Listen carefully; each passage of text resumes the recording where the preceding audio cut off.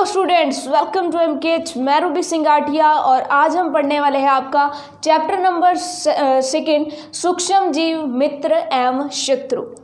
यानी कि सूक्ष्म जीवों के बारे में हम पढ़ने वाले हैं। और सूक्ष्म जीव जो होते हैं वो कभी कभी हमारे मित्र होते हैं और कभी कभी हमारे शत्रु होते हैं। मित्र होते हैं ये तो हम नहीं जानते, लेकिन शत्रु होते हैं ये तो हर कोई जान चुका है, क्योंकि कोरोना वायरस है वो आ गया है और सभी जो है जान चुके हैं कि वायरस नाम की जो चीज़ होती है वो बहुत खतरनाक होती है। ठीक है, कभी कभी खतरनाक होती है। और कुछ जो सूक्ष्म जीव होते हैं वो हमारे मित्र भी होते हैं, हमारे लिए लाभदायक भी होते हैं। तो ये सारी की सारी थ्योरी, सारी की सारी चीज़ें हम यहाँ पर क्लियर करने वाले हैं। तो चलिए, सबसे पहले नाम आता है सूक्ष्म जीव क्या होते हैं। तो सिंपल सी बात है, इसके नाम से ही पता चल गया कि ऐसे जीव जो बहुत छोटे होंगे, बहुत सूक्ष्म होंगे, वो सूक्ष्म जीव कहलाएंगे। सिंपल सी डेफिनेशन हमने दे दी। ठीक है, ऐसे इतने छोटे होते हैं कि इनको सीधी आंखों से आप नहीं देख सकते, डायरेक्ट आप नहीं देख सकते। आपको अगर इनको देखना है तो आप सूक्ष्मदर्शी के माध्यम से या फिर आप ये कह सकते हो कि माइक्रोस्कोप से इनको देखना पड़ेगा। और इसके एग्जाम्पल्स अगर आप डेली लाइफ में देखना चाहें कि सूक्ष्म जीव आपको कहीं पर देखना है तो आप कहाँ पर देख सकते हो।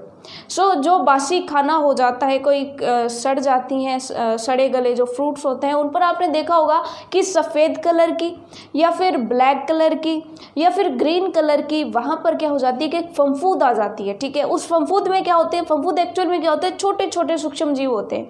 और वो अब आप कहेंगे कि सूक्ष्म जीव तो देख ही नहीं सकते, तो फिर यहाँ पर हमें कैसे दिखाई दे जाते हैं। एक्चुअल में वहाँ पर क्या है कि वो बहुत सारे हजारों लाखों की संख्या में सूक्ष्म जीव एक साथ आ गए। ठीक है, सो वो हमें ग्रुप बना लिया तो हमें दिखाई दे रहे हैं। अगर अकेला उसमें से सूक्ष्म जीव पड़ा है कहीं पर तो वो हमें सीधा दिखाई नहीं देगा। ये चीज़ आपको क्लियर हो गई। ठीक है, सो सूक्ष्म जीव को जो है सबसे पहले अपने डिफाइन करते हैं थोड़ा सा, उसके बाद हम आगे चलेंगे। बहुत ही इंटरेस्टिंग और बहुत ही मज़ेदार सा चैप्टर, आपको पूरा मज़े से इस चैप्टर को पढ़ना है और नोट्स तो बहुत अच्छे तरीके से बनाने हैं। ठीक है, चलिए सबसे पहले बात आती है सूक्ष्म जीव की। तो सूक्ष्म जीव जैसे ही आता है तो कह दो पहली बात कि ऐसे जीव जो बहुत छोटे होते हैं, इतने सूक्ष्म होते हैं, इतने सूक्ष्म होते हैं। अब आप कहेंगे कितने सूक्ष्म होते हैं कि इन्हें नग्न आंखों से नहीं देखा जा सकता। इतने सूक्ष्म होते हैं कि इन्हें नग्न आंखों से नहीं देखा जा सकता।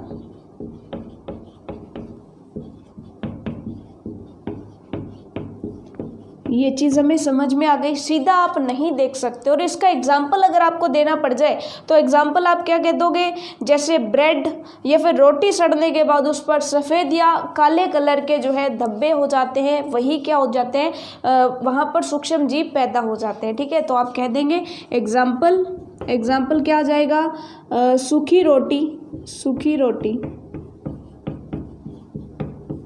या सड़ी हुई ब्रेड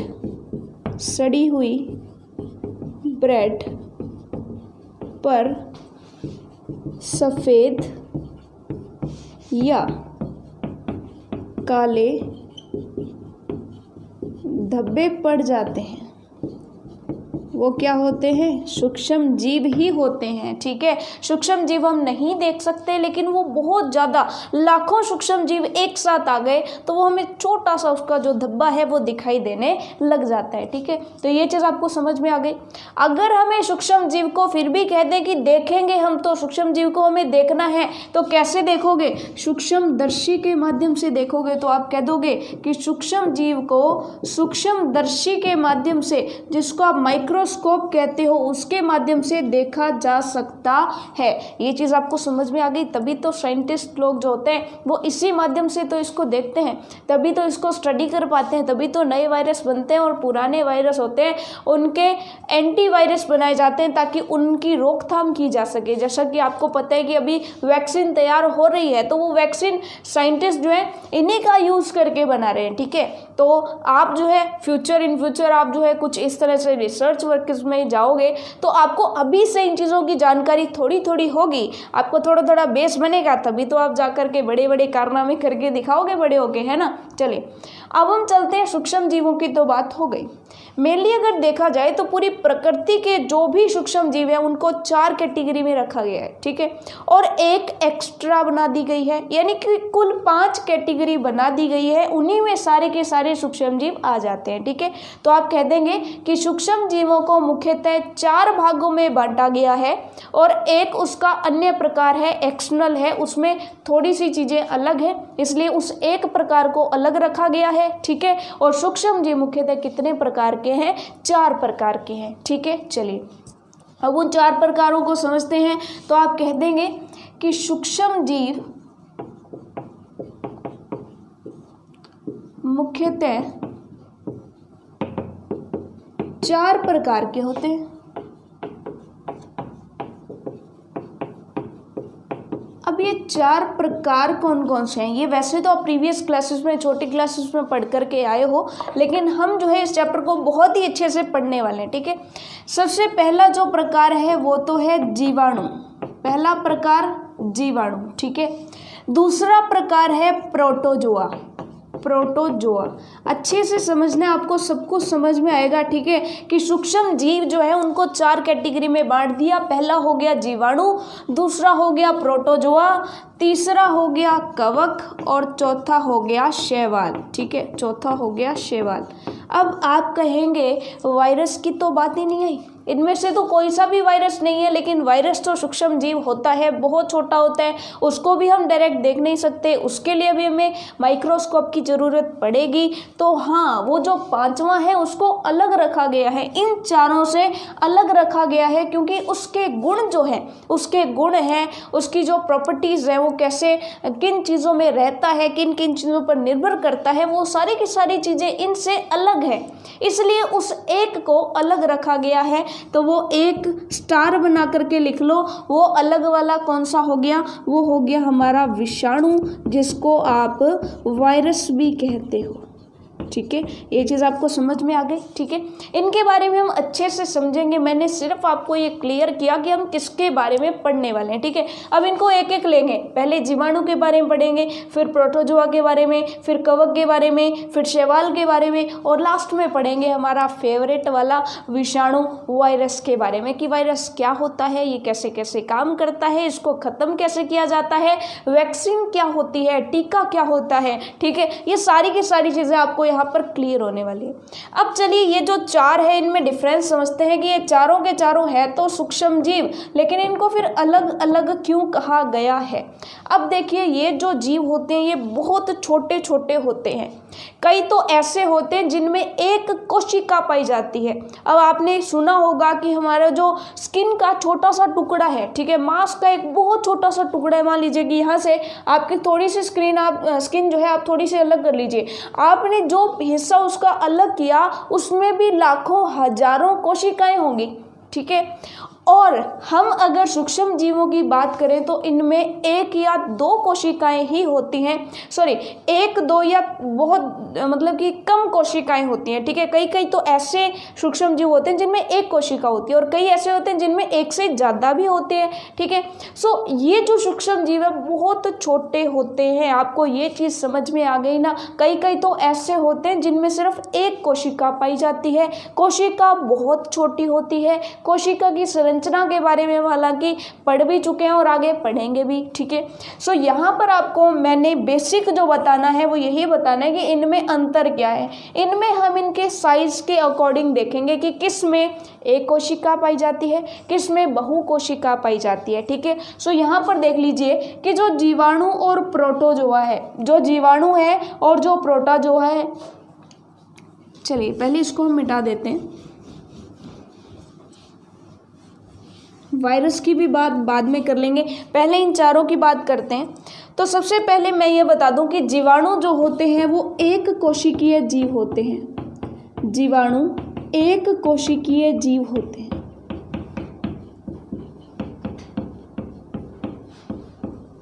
और प्रोटोजोआ भी 1 कोशिकीय जीव होते हैं। प्रोटोजोआ भी 1 कोशिकीय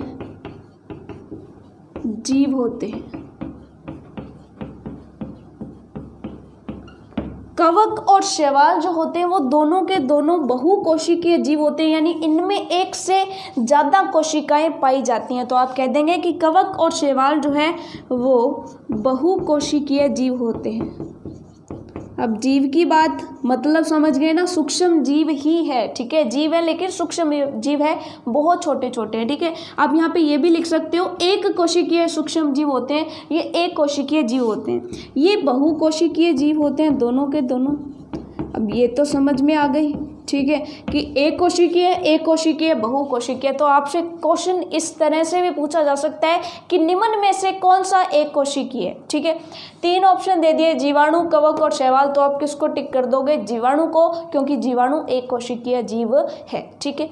अब यहाँ पे नेक्स्ट आता है कि ये भी एक कोशिकीय, ये भी एक कोशिकीय, फिर इन दोनों में फ़र्क क्या है, इन दोनों में डिफरेंस क्या है? तो बेसिक डिफरेंस यही है कि ये जो जीवाणु है वो प्रकृति में हर जगह पाया जाता है, चाहे कोई भी जगह वहाँ पर जीवाणु पाया ही पाया जाएगा। तो आप कह दोगे कि जीवाणु प्रकृति में हर जगह पाया जाता है, हर जगह पाया जाता है, ठीक है। तो इसकी खास पहचान हो गई कि जीवाणु आप जहाँ कहीं जाएंगे वहाँ पर जीवाणु जरूर मौजूद होंगे, एक कोशिकीय जीव होंगे। अब बात करते हैं प्रोटोजोआ की। तो प्रोटोजोआ भी एक कोशिकीय जीव होते हैं, लेकिन ये हर जगह मौजूद ना होकर के ये कुछ रोगों का संचार करते हैं, कुछ रोगों को फैलाने का काम करते हैं। और वो रोग कौन से हैं? मलेरिया और पेचिस, ठीक है। तो आप यहाँ पर लिख देंगे कि प्रोटोजोआ जो है मुख्यतः एक कोशिकीय जीव है, वो पेचिस और मलेरिया जैसे, पेचिस व मलेरिया जैसे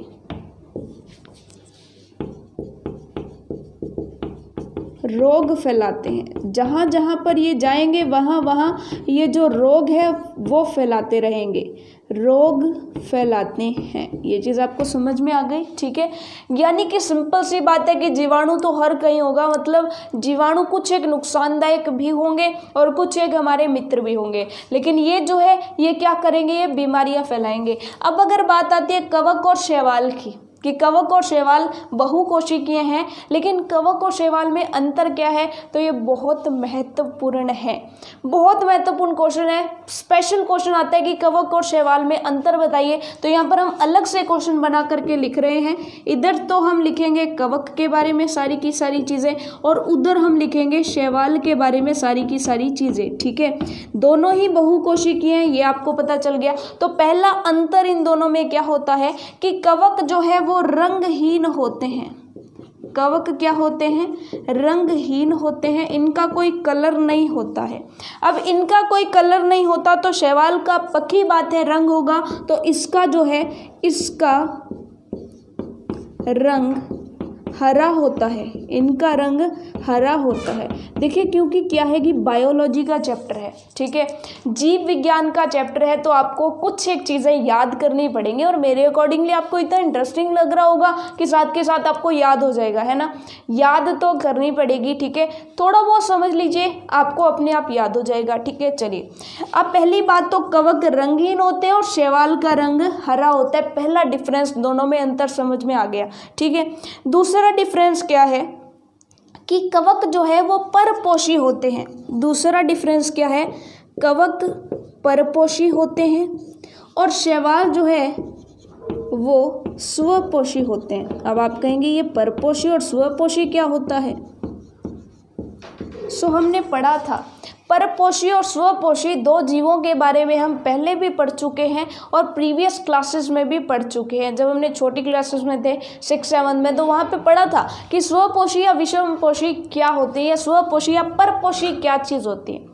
एक्चुअल में प्रकृति में पाए जाने वाले ऐसे जीव जंतु या पेड़ पौधे जो भी ले लें हम, ठीक है, ऐसे सजीव कह सकते हैं हम, जो अपने भोजन के लिए दूसरे जीवों पर निर्भर नहीं रहते, वो जो है क्या कहलाते हैं, स्वपोषी कहलाते हैं। जैसे पेड़ पौधे, तो पेड़ पौधे किसी चीज़ से लेते हैं कि अपना खाना नहीं लेते, उनकी पत्तियों के अंदर जो है उनका भोजन बनाया जाता है। ठीक है, ऐसा हमने पढ़ा था। किस क्रिया के अंतर्गत, प्रकाश संश्लेषण के अंतर्गत जो उनका भोजन बनाया जाता है, तब वो ऑक्सीजन गैस छोड़ते हैं, ऐसा हमने पढ़ा था। तो इसका मतलब उनका भोजन खुद के अंदर ही बन रहा है। ठीक है, वो खुद बना रहे हैं अपना भोजन, किसी दूसरे पर निर्भर नहीं है।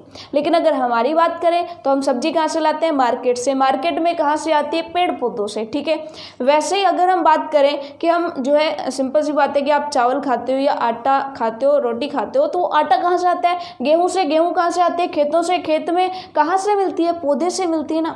यानी कि हम जो है अपने भोजन के लिए पेड़ पौधों पर निर्भर करते हैं। या फिर अगर कोई मांसाहारी है तो वो मांस के लिए दूसरे जीवों पर निर्भर करता है। यानी कि हम जो है अपना भोजन खुद नहीं बनाते, हम दूसरे सजीवों पर निर्भर होकर के अपना खाना बनाते हैं, अपना भोजन बनाते हैं। तो हम क्या है, परपोषी हैं। और स्वपोषी कौन होते हैं, जो अपना खाना खुद बनाते हैं। तो इन दोनों में क्या डिफरेंस पता चला कि शैवाल तो हरे रंग के होते हैं, हरे रंग का है तो उसके अंदर क्लोरोफिल पाया जाएगा, क्लोरोफिल पाया जाएगा तो वो प्रकाश संश्लेषण से अपना खाना खुद बना लेगा। ठीक है, लेकिन कवक जो है वो रंगहीन है, रंगहीन है तो उसके अंदर क्लोरोफिल नहीं है, क्लोरोफिल नहीं है तो वो खुद खाना कैसे बनाएगा, वो तो परपोषी हो जाएगा। तो ये चीज़ आपको समझ में आ गई। ठीक है, चीज़ें जो है ना एक दूसरे के साथ जुड़ी हुई हैं, बस हमें समझना है। तीसरा अंतर क्या है, कवक जो होते हैं वो मृत जीवियों या परजीवियों पर रहते हैं। ये जो है मृत जीवी या परजीवी पर आवास करते हैं। यानी कि कोई मरा हुआ जीव है, ठीक है, वहाँ पर ये रह लेते हैं, या कोई परजीवी है, ठीक है, वहाँ पर ये रह लेते हैं। लेकिन शैवाल जो है, शैवाल कहाँ पर अपना आवास करते हैं, शैवाल जो है वो जलीय माध्यम में अपना आवास करते हैं। यानी कि कोई तालाब है या फिर कोई डिग्गी है पानी की, या फिर कोई जहाँ पर पानी इकट्ठा है तो वहाँ पर आपको शैवाल हरे हरे कलर के मिल ही जाते हैं। काई, जिसको आप आम भाषा में कहते हो कि सिंपल सी बात है कि हरे हरे कलर की काई आपने देखी होगी, तो वो शैवाल ही होते हैं। ठीक है, तो आप कह दोगे कि शैवाल जो है वो जलीय माध्यम में अपना आवास रखते हैं, जलीय माध्यम में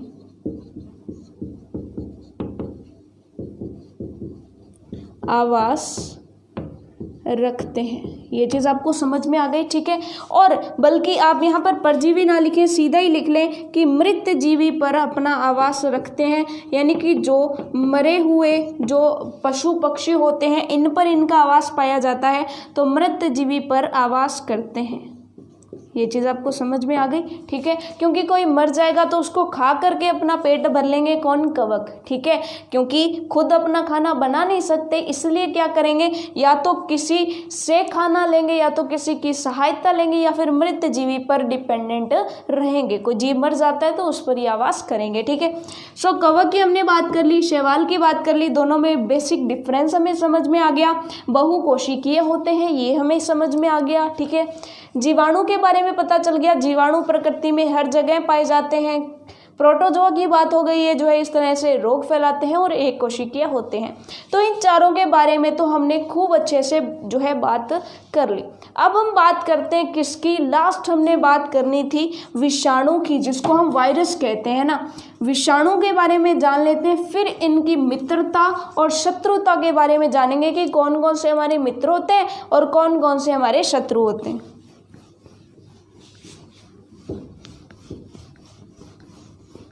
अब आपसे मैं एक क्वेश्चन पूछ लूँ कि आप बताइए कि क्या विषाणु सूक्ष्म जीव होते हैं। आपसे क्वेश्चन पूछ लिया कि विषाणु या फिर आप जिसको वायरस कहते हो, क्या वो सूक्ष्म जीव है? तो आप कह दोगे बिल्कुल सूक्ष्म जीव तो है।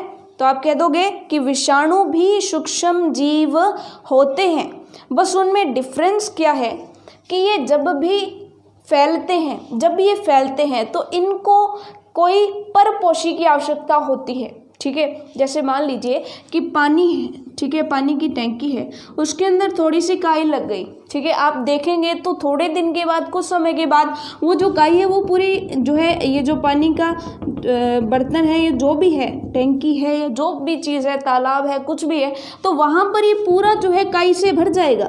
यानी कि वहाँ पर शैवाल जो है उन्होंने जनन कर लिया, और जनन के माध्यम से बहुत सारी जो है शैवाल वो पैदा कर लिए। एक तरह से आप ये कह सकते हो कि जो यहाँ पर जो भी शैवाल थे उन्होंने बहुत सारे बच्चे पैदा कर दिए, और जब बच्चे पैदा कर दिए तो उनकी जनसंख्या बढ़ गई। उनकी जनसंख्या जब बढ़ गई तो ये बहुत ज़्यादा बढ़ गए, ठीक है। तो इनको किसी भी चीज़ की ज़रूरत नहीं पड़ी, ये खुद ब खुद जो है जनन कर लिया इन्होंने, ठीक है। लेकिन अगर विषाणु की बात की जाए तो विषाणु कहाँ पर फैलता है? अब तो जब से कोरोना आया है इसके बारे में आपको अच्छे से जानकारी हो गई है। जब तक कोरोना हमारे अंदर नहीं जाता तब तक वो हमारे अंदर फैलता है क्या? नहीं फैलता। यानी कि जब तक वो मनुष्य के अंदर नहीं जाएगा वो जनन करके फैलेगा नहीं, ठीक है। जैसे वो हमारे अंदर चला जाएगा तो उससे एक माध्यम मिल गया, ठीक है, फिर वो हमारे अंदर जाकर के जनन करेगा, जनन के माध्यम से बहुत सारे और वायरस बना देगा, बहुत सारी जनसंख्या बढ़ जाएगी, तब वो हमारे रेस्पिरेटरी सिस्टम पर प्रभाव डालेगा, हमारे जो सांसें हैं वो हमें कठिनाई से आने लगेगी, और एक टाइम ऐसा आएगा जब व्यक्ति की मृत्यु हो जाती है। ऐसा ही तो कुछ होता है प्रोसेस, ठीक है, इसके बारे में आप कौन नहीं जानता है ना। तो अब विषाणु और शैवाल में क्या फ़र्क हो गया? विषाणु और बाकी के जो सूक्ष्म जीव हैं उनमें क्या डिफरेंस मेनली आपको पता चला कि इनमें जनन तभी होगा जब ये किसी परपोषी के अंदर जाएंगे। ये चीज़ आपको समझ में आ गई। अब परपोषी का मतलब क्या होता है? हम परपोषी हैं क्या?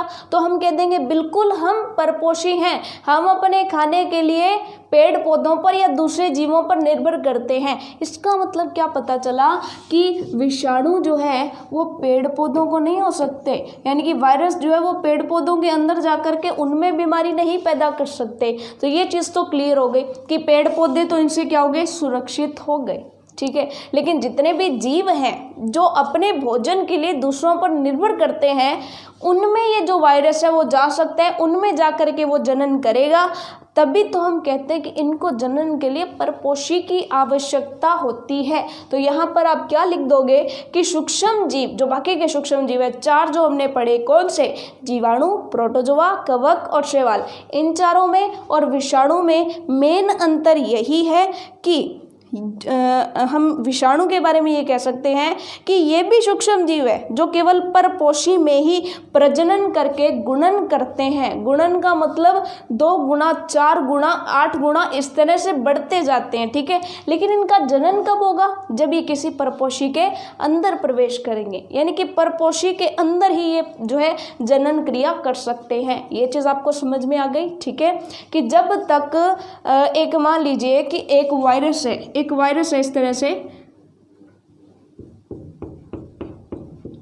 इस तरह से मान लीजिए कि कोई वायरस है, ठीक है। तो ये एक वायरस अगर ये पड़ा है तो ये पड़ा रहेगा, ठीक है। जैसे ही ये मनुष्य के अंदर जाएगा, मान लीजिए कि ये ह्यूमन बॉडी के अंदर चला गया, ठीक है। इतनी बड़ा इसका जो है हमने बॉडी बनाई है, क्योंकि वायरस उसके अंदर भी तो जाना चाहिए ना, अंदर भी तो फिट होना चाहिए। ये इस तरह से वायरस है, ठीक है। जैसे ही अंदर जाएगा तो ये प्रजनन करेगा। प्रजनन के माध्यम से यह क्या करेगा कि छोटे छोटे बहुत सारे जो है बना देगा। एक तरह से हम ये कह सकते हैं कि इसने क्या कर दिया, अपनी अंदर जा कर के बहुत सारी जनसंख्या जो है अपनी पैदा कर दी। और ये जो जनसंख्या है ये कहाँ पैदा हुई? अगर ये बाहर पड़ा है तो ये अकेला पड़ा है, ठीक है। जब तक इसे परपोषी नहीं मिलेगा ये अपनी ज़िंदगी, जितने भी इसकी उम्र है, अलग अलग सतह पर इसकी अलग अलग उम्र बताई जा रही है ना। हालांकि हमारे पास जो है पुख्ता जानकारी नहीं है, लेकिन अलग अलग सतह पर ऐसे कहा जा रहा है कि कोई सब्जी है तो इसकी सतह पर जो वायरस है वो 14 दिन के लिए रहता है। हम एक एग्जाम्पल लेकर के पढ़ रहे हैं उसको, ठीक है, कि 14 दिन के लिए, 14 घंटों के लिए, इस तरह से हमें कुछ बताया जा रहा है, ठीक है। तो 14 घंटे घंटे के लिए रहेगा और उसके बाद खत्म, काम खत्म, वायरस खत्म, ठीक है। लेकिन अगर ये किसी मनुष्य के अंदर चला गया तो ये धीरे धीरे बढ़ता जाएगा, ठीक है, धीरे धीरे बढ़ता जाएगा, गुणन हो जाएगा, जनन हो जाएगा, इनकी जनसंख्या बढ़ जाएगी। इसका मतलब कि ये जो वायरस या विषाणु होते हैं ये जनन करने के लिए परपोषी पर निर्भर करते हैं, ठीक है, पहली चीज़। दूसरी चीज़, क्या ये घातक होते हैं? तो बिल्कुल आप कहेंगे कि ये घातक होते हैं। कुछ जो विषाणु होते हैं वो तो सामान्य रोग जैसे खांसी, बुखार, जुकाम है इनको फैलाते हैं, और कुछ बहुत ज़्यादा घातक होते हैं जो जानलेवा बीमारियां भी फैलाते हैं जैसे खसरा इत्यादि है। तो ये बीमारियां जो है इन्हीं की वजह से आगे फैलती हैं, ठीक है, जैसे फ्लू है, जुकाम है, पोलियो है, खसरा है, ये सारी की सारी जो है किसकी वजह से होती है? विषाणु वायरस की वजह से होती है। तो ये आपको थोड़ा सा जो है ना, क्योंकि बायो का चैप्टर है सो थोड़ी सी हम इमेजेस देख लेते हैं, फिर आपको और ज़्यादा इंटरेस्टिंग ये चैप्टर लगने लगेगा, ठीक है ना। तो चलिए, विषाणु ये भी सूक्ष्म जीव है जो केवल परपोषी में ही प्रजनन करके गुणन करते हैं, जो घातक होते हैं। कुछ सामान्य रोग जैसे खांसी, इन्फ्लुएंजा जिसको आप आम भाषा में फ्लू भी कहते हो, ठीक है, जुकाम, पोलियो एवं खसरा भी विषाणु द्वारा होते हैं। और पोलियो का जो वैक्सीन है, जो पोलियो का टीका है, वो तो हमें बचपन में ही दे दिया गया था, और आपका जो है आप उसका निशान भी आप जो अपनी बाजू पर देख सकते हो, ठीक है, ऊपर जो है। तो यहाँ पर जो है हमें बचपन में ही पोलियो का जो वैक्सीन है, जो टीका है, वो दे दिया जाता है कि कभी भी पूरी लाइफ भर हमें पोलियो नहीं होता है, सिर्फ उस बचपन में दिए गए इंजेक्शन की वजह से, ठीक है। सो वो बचपन में दिया गया जो इंजेक्शन था वो पूरी ज़िंदगी कैसे हमारी बॉडी में काम करता है, पूरी ज़िंदगी भर वो जो है उस रोग को रोके रखता है। तो वो सारी की सारी प्रोसेस, वैक्सीन क्या होती है, टीका किस वजह से वो लगाया जाता है, और क्या चीज़ होती है, किस वजह से वो रोग को रोके रखता है, ये सारी की सारी चीज़ें हम पढ़ेंगे। फिलहाल आप जो है जीवाणु, प्रोटोजोआ, कवक और शैवाल की कुछ पिक्चर्स आप देख लीजिए ताकि आपके माइंड में जो है कुछ इमेजेस बन जाए, ठीक है। वैसे आपकी बुक में जो है सेम डायग्राम दिए हुए हैं। जैसे जीवाणु के बारे में अगर देखें तो जीवाणु की दो पिक्चर्स आपको दिखाई दे रही हैं, एक तो स्पाइरल जीवाणु और एक छड़नुमा जीवाणु। तो ये दो तरह के जीवाणु हैं, ठीक है। इस तरह से जीवाणु की संरचनाएं कुछ होती हैं, बहुत सारे जीवाणु होते हैं, इनकी संरचनाएं इस तरीके की होती है। उसके बाद अगर हम बात करें प्रोटोजोआ की, प्रोटोजोआ भी क्या होते हैं, एक कोशिकीय होते हैं। प्रोटोजोआ में मुख्यतः है अमीबा और पैरामीशियम, ठीक है। अमीबा भी एक कोशिकीय जीव है और बहुत ही अच्छा, और बहुत ही हम एक तरह से ये कहें कि जब कोशिका वाला चैप्टर पढ़ते हैं तो वहाँ पर फेवरेट हमारा रहता है अमीबा वाला पोर्शन, है ना। सो अमीबा बहुत ही जो है एक कोशिकीय जीव होता है, और हम जो है बहुत अच्छे से जानते हैं इस जीव के बारे में। प्रोटोजोआ में आपने देख लिया अमीबा, पैरामीशियम। उसके बाद शैवाल के बारे में अगर आप देखें तो क्लेमाइडोमोनास और स्पाइरोगायरा जो है वो शैवाल है। इसी के साथ साथ कवक की बात करें तो राइजोपस, जिसे हम ब्रेड मोल्ड भी कहते हैं, पेनिसिलियम और एस्परजिलस जो है वो तीनों के तीनों कवक हैं, ठीक है। उसके बाद अगर आप विषाणु देखना चाहें, वायरस के स्ट्रक्चर देखना चाहें तो आप डायग्राम देख सकते हैं कि विषाणु जो है वो कुछ इस तरीके के होते हैं। थोड़ी अजीब सी संरचना होती है इनकी, थोड़ा सा देखने से ऐसा लगता है कि जैसे रोबोट जो होते हैं उनके जैसी संरचना इनकी है, लेकिन इनकी संरचना जो है लगभग इस तरीके की होती है, ठीक है। अब हम बात करते हैं कि ये तो हमने बात करी सूक्ष्म जीवों की। नेक्स्ट हम बात करेंगे कि सूक्ष्म जीव कहाँ पर रहते हैं। तो चलिए नेक्स्ट हमारे पास क्वेश्चन आते हैं कि ये जो सूक्ष्म जीव है वो कहाँ कहाँ पर रहते हैं। तो जीवाणु की तो बात खत्म ही हो गई कि जीवाणु प्रकृति में हर जगह पाए जाते हैं, और बाकी के अगर हम सूक्ष्म जीवों की बात करें, बाकी के सूक्ष्म जीव कहाँ पर रहते हैं, तो मुख्यतः तो जो सूक्ष्म जीव होते हैं वो ठंड वाले स्थानों में रहते हैं, यानी कि जहाँ पर तापमान कम रहता है, यानी कि जहाँ पर शीत ऋतु अधिक मात्रा में अधिक रहती है, जहाँ पर बर्फीला होता है, बर्फीला जो क्षेत्र होता है वहाँ पर सूक्ष्म जीव रहते हैं। तो आप कह देंगे कि बर्फीला जो क्षेत्र है या फिर जो शीत जहाँ पर भी मौसम है तो वहाँ पर उन क्षेत्रों में, उन जगहों पर हमारे सूक्ष्म जीव रहते हैं, पहली चीज़। दूसरी चीज़ ये हो गई कि ज़रूरी नहीं कि बर्फीले और शीत वाले मौसम में हो, जो गर्म स्रोत होते हैं वहाँ पर भी, जो गर्म स्रोत होते हैं या जो मरुस्थलीय हिस्सा होता है, मरुस्थलीय हिस्सा, ठीक है, रेगिस्तान जिसको आप कहते हो, वहाँ पर भी हमारे जो सूक्ष्म जीव है वो पाए जाते हैं। तो हम ये नहीं कह सकते कि सारे के सारे सूक्ष्म जीव कहाँ पर रहेंगे, बर्फीले क्षेत्र में रहेंगे। कुछ सूक्ष्म जीव ऐसे भी होंगे जो गर्म स्रोत में रहेंगे, गर्म इलाकों में रहेंगे, मरुस्थल के अंदर रहेंगे, ठीक है।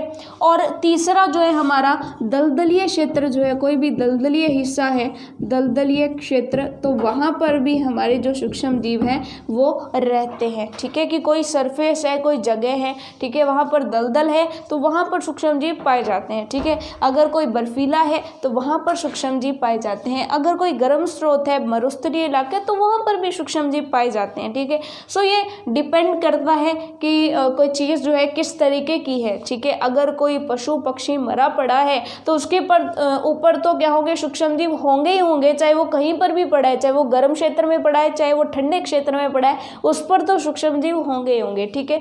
अब बात आती है कि सूक्ष्म जीव अकेले रहते हैं या फिर समूह बना करके रहते हैं। तो कुछ सूक्ष्म जीव तो अकेले रहते हैं, जैसे अमीबा है, ठीक है।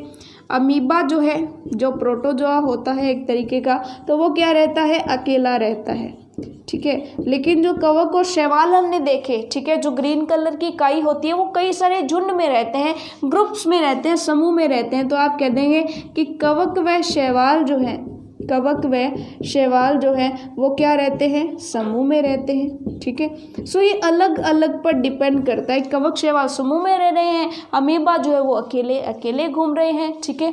अब उसके बाद नेक्स्ट बात आती है कि कुछ जो सूक्ष्म जीव होते हैं वो खुद का खाना खुद ही बनाते हैं, यानी दूसरों पर निर्भर नहीं करते हैं।